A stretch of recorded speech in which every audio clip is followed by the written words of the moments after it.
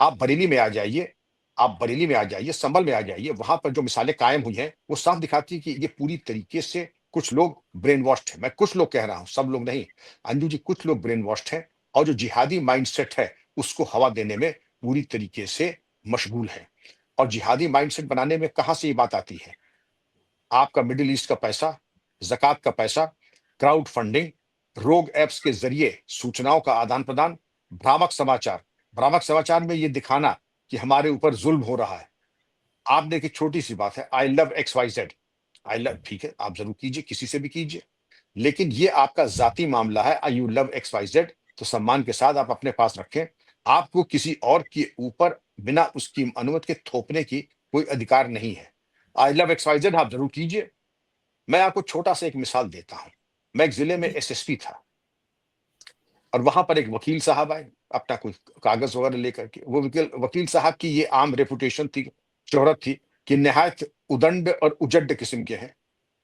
तो बातों-बातों में उन्होंने कहा कि सर, ये दरख़्वास्त है, काम-वाम हो गया? देखिए, मैं अपनी माँ से बड़ी मोहब्बत करता हूँ, उनकी बड़ी खुशी की बात है। ज़रूर हर आदमी को अपनी माँ से मोहब्बत करनी चाहिए। लेकिन माँ, मेरी माँ के ऊपर अगर किसी ने आँख उठाया, तो मैं उसको गोली मार दूँगा, वो चाहे आप ही क्यों ना हो। मैंने कहा, वकील साहब ज़रा खड़े हो जाइए, ज़रा खातिर कर दूँ मैं आपकी थोड़ी-सी। आपकी माँ कौन है मैं नहीं जानता हूँ। मैं आपकी माँ से कभी मिला भी नहीं और जिसका ऐसा सपूत है मैं मिलना भी नहीं चाहूँगा। ये गलतफ़हमी आपको कैसे होगी कि मैं आपकी माँ को किसी की माँ को कुदृश देखूँगा। आप लगता है कि अपने तौर-तरीके से दूसरे का मूल्यांकन करते हैं। ये मेरे मिजाज में नहीं कि मैं किसी की माँ, बहन, बेटी को ताकूँ। आपके मिजाज में होगा। खबरदार, आपकी बातें जो है असंयत है। आप बहाने ढूँढ रहे हैं, जैसे मरकहा साँड़ नहीं होता है। मरकहा साँड़ आप जानती हैं? ये उत्तर हाँ। प्रदेश की कहावत है, जैसे साँड़ ढूँढता है मौका मारने-कूटने का। आप बहाने ढूँढ रहे हैं कि एक मौका मिल जाए एक बहस करने का, मौका मिल जाए एक लड़ाई करने का, एक मौका मिल जाए झगड़ा करने का। माँ तो सबकी पूज्य है, मैं एक इशारतन आपको समझा रहा हूँ। लेकिन आप तो बहाना ढूँढ रहे हैं। हमारे सब्र को कमज़ोरी न समझी जाए, हमारे सब्र को कमज़ोरी, ये नया शगुफ़ा छुड़ा शुरू हुआ है ईस्टर्न यूपी में। आई लव XYZ के बाद हमारे सब्र को कमज़ोरी न समझी जाए। अरे भाई, तुम्हारा प्यार तुम्हारा, तुम्हारा सब्र तुम्हारा, तुम्हारी कब्र तुम्हारी, ये हमें क्यों समझा रहे हो? मड़वा के टाँगो अपने यहाँ। ये किसके ऊपर तुम विद्वता छाँट रहे हो? आप समझ रहे हैं अंजू जी? इसी तरीके से मैं कह रहा हूँ कि आप अपना प्यार अपने पास रखिए। आपका प्यार आपको मुबारक हो, लेकिन आप अपने प्यार को दूसरों पे थोप नहीं सकते हैं। और अपने प्यार के जो नए-नए आयाम हैं कि आपके सब्र को कमज़ोरी ना समझी जाए और हम जी। कब्र में चले जाएँगे इस मोहब्बत को लेकर के। भई आप मुबारक हो, प्यार भी आपका, कब्र भी आपकी। मैं इसमें क्या मशवरा दे सकता हूँ? मेरा इतना मशवरा है, कानून की नज़र में कोई ऐसा काम ना कीजिएगा कि लेने के देने पड़ जाएँगे आपको। सर, इस तरह की भाषा जो लोग बोल रहे हैं, जो आप देखो उनके खिलाफ संभल और बरेली में किस तरह की कार्रवाई हो रही है, तो यूपी है। लेकिन वो जो 873 पुलिस ऑफिसर हैं सर, सब इंस्पेक्टर लेवल के, एसएचओ लेवल के, जिनकी पीएफआई से साठगांठ है, उनके खिलाफ कार्रवाई कैसे हो सकती है सर? क्या केंद्रीय गृह मंत्रालय करेगा या सिर्फ उनके तबादले करके ही मामले को शांत कर लिया जाएगा? बिल्कुल किया जाएगा और किया जाना चाहिए भी। आप ये देखिए कि पहले तो आप सैनिटाइज़ कीजिए कि आप जब ये किसी ने एक जन चर्चा नहीं है, ये न्यूज़पेपर रिपोर्ट नहीं है, ये एनआईए की रिपोर्ट है। हुँ। ये सब होने चाहिए, इनका मैं सही बता रहा हूँ इसमें क्या होना चाहिए। ऐसी गंभीर रिपोर्ट के बाद इन 873 इनकी गहराई से पूछताछ होनी चाहिए।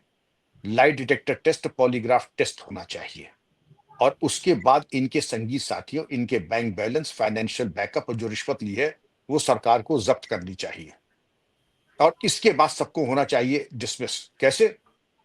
अनुच्छेद 311 ये शक्ति देती है विभाग को कि जो आपत्तिजनक राष्ट्र विरोधी गतिविधियों में रहता है, किसी फॉर्मल जांच की जरूरत नहीं है, उसका डिसमिसल वैसे ही कर दिया जाए और इनको भेजा जाए जेल। किसमें जेल भेजा जाए? यूएपीए में। मैं कड़ी बात कर रहा हूं, लेकिन पहले भी हम लोग कर चुके हैं, इस तरीके के काम पहले भी कर चुके हैं। राष्ट्र विरोधी गतिविधियों में और एनिमी से, राष्ट्र विरोधी संगठनों से पैसा लेना, एक तो रिश्वत और वो भी खून से सनी हुई रिश्वत लेना, ये महापाप है। तो ये तो एक तो रिश्वत और वो भी खून से सनी हुई रिश्वत, ये हमा से आई हुई रिश्वत, अलकायदा से आई हुई रिश्वत, ये तो जितना भी इनकी भर्त्सना की जाए, जितना भी इनको दंडात्मक कार्रवाई की जाए अंजू जी, वो कम होगी। और इनको करना पड़ेगा। ये नहीं करेंगे तो भारत सरकार करेगी। लेकिन शनैः-शनैः आपने अभी इनके जो छद्म संगठन थे 8 उनको बैन किया, इनको बैन किया। अभी ये नए चीज़ में अभी इनका पॉलिटिकल विंग है एसडीपीआई। आप ये समझती सिमी आपने बैन किया, सिमी के बाद ये प्रकट हो गया पीएफआई, इंडियन मुजाहिदीन भी बना था। इसके बाद आपने पीएफआई को बैन किया, उसके 8 संगठनों को बैन किया। अब कुछ एसडीपीआई इसका पॉलिटिकल विंग है। आप एसडीपीआई के बाद देखिएगा इनका अवतरण और इनकी टूलकिट थिंक टैंक, ये तमाम ऐसी सिस्टर एजेंसीज हैं कि आप एक धागा निकालेंगी तो 4 धागे और निकल आएंगे। ये आपस में ऐसे सने हुए हैं। आपने देखा होगा कि किस पॉलिटिकल पार्टी ने डिप्टी लीडर ऑफ हमास की आपकी वीडियो कॉन्फ्रेंसिंग कराई, स्टूडेंट विंग ने। आप समझ सकती हैं कि एक सिक्के के अलग अलग दोनों पहलू हैं। कहां पर इंडियन यूनियन मुस्लिम लीग समाप्त होती है और कहां पर ये शुरू हो जाता है, ये आप कह नहीं सकते पीएफआई। आपको देखना होगा कि जैसे कहते हैं सज्जन, they are so closely intertwined that they interpenetrate each other. सज्जना सरकार ने किसी संगठन के बारे में ये कहा था, इनके बारे में किसी के बारे में कहा था कि इतना ज्यादा ये आपस में इंटरट्वाइंड है कि एक दूसरे से अलग देखना ही मुश्किल दिखाई हो रहा है। लेकिन इसके लिए एक रोड मैप होना चाहिए अंजू जी। रोड मैप के तहत टाइम बाउंड तरीके से इन पे एक्शन होना चाहिए।